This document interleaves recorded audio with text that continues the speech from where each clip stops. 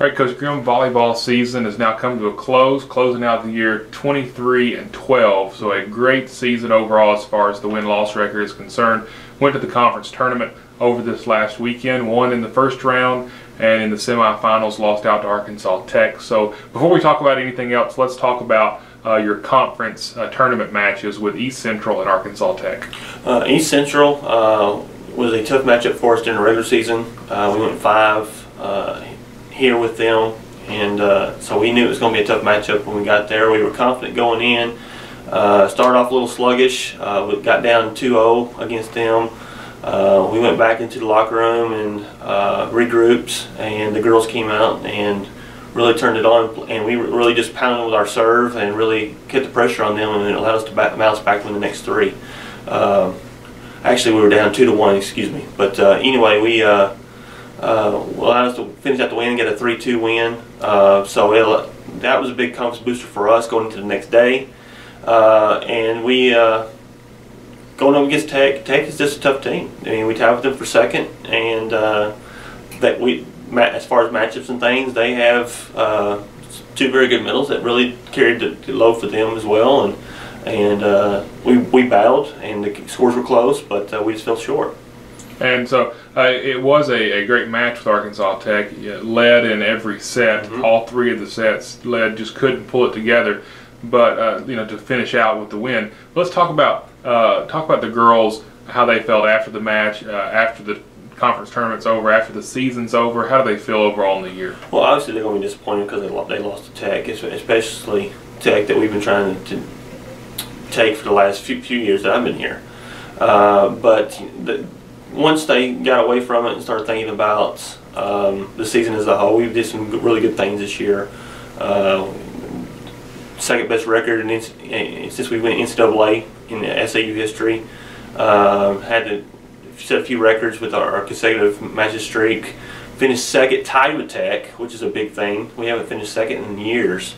So those are major things that looking back, they feel good about and everything. Of course, the seniors are going to see that as their last game, but the returners are looking at it as this is a building block for going into next year when we start adding new people to replace our seniors, and looking at it as a stepping stone for next year, because we've been in the semifinals 2 years in a row. We just have to break that ceiling, so to speak, and get to that conference tournament championship game, and hopefully we can get that conference championship we've been going for the last 3 years. All right, so you know, a lot of players did some great things throughout the course of this season. You had 4 that made all conference.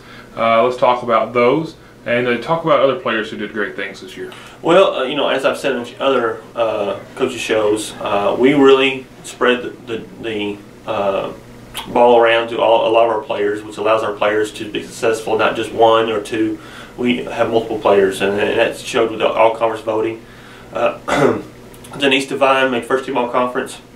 She was newcomer of the year. She was GAC tournament made an all-tournament team.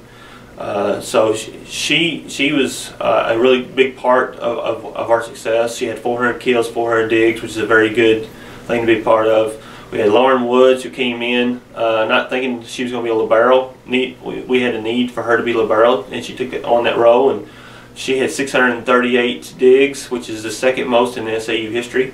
So she came in and won second team all conference and was a real big part of our success. It allowed us to force the ball her way to make our defense even stronger, and she really did a very good job for us. And then you have Claire Blasco-Vine, who made all conference honorable mention, who's #1 in the conference in aces. At one point she was number 14 in the nation in aces, number 3 in the conference in assists, and really helped lead our offense to allow our hitters to do what they do, which is put the ball down. We couldn't have done it without our quarterback. That's what our setter is our quarterback. And then we have Courtney Smith. Courtney Smith, senior, had 314 kills, crossed the 1,000 kill mark for a career. She's on the 6th SAU player in the history of the program to do that. It was a very big part of our success this year, is allowing us to keep the floor balanced and everything. She made all conference honorable mention as well. And then you had Courtney Giesing, who's our other outside hitter, who I believe she deserved to be all conference, but just the votes just wasn't there for her. Had 300 kills, was another big server and defender for us. Did a very good job of causing problems for the offense, for the defense when Denise went to the back row. You had Monica Cox, who we moved from right side to middle last year. She kind of struggled with it, but this year she shined. Got 200 kills for the first time in her SAU career. A good way to finish out as a senior. And then we had Allie Cecil, who's a freshman. Freshmen are the type that you don't know how they're going to adjust to the college game, and she jumped right in, helped anchor our right side. She had 195 digs. She was in the top 10 in aces as a freshman in our conference. She was up for freshman player of the year. So I mean, it was multiple people who contributed, and that's the way I like to coach. I like our players all working together as a unit, and that was part of our success this year. A lot of highlights this year. Got to travel to Hawaii and picked up 2 wins out there. You had great crowds when you were at home, and so just overall the atmosphere around Mule Rider volleyball seems to really be picking up. Oh yes, and it's gotten better every year. I mean, even my first year, when we played Tech my first year, we set the SAU volleyball record for attendance that year, and every year since then, every match since then. We've pushed that. I mean, we've had good crowds this year, as you said. Our fans are really into our players. Our players are very interactive with our fans and the students on campus. I see our fans as our 7th man on the court. They help us win. We were 9-1 at home this year, with our only loss being the Tech at home. And so I'm very appreciative to the fans. I know our players are as well. You can see the tweets that they tweet when they're talking to the fans, saying thank you for coming and all that. Then we had the good trips. We went to San Antonio and got to play some good teams down there.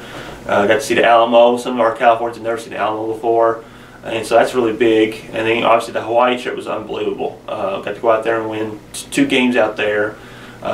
Claire got to play against her sister. Got to get some bragging rights against her sister, and we had a good time. But it wasn't all fun and games. We actually had some learning experiences out there as well that allowed our players to see what they've actually studied in the classroom firsthand.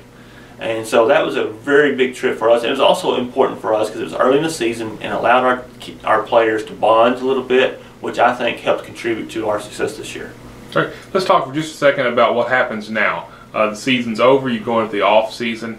Tell us what happens through the spring.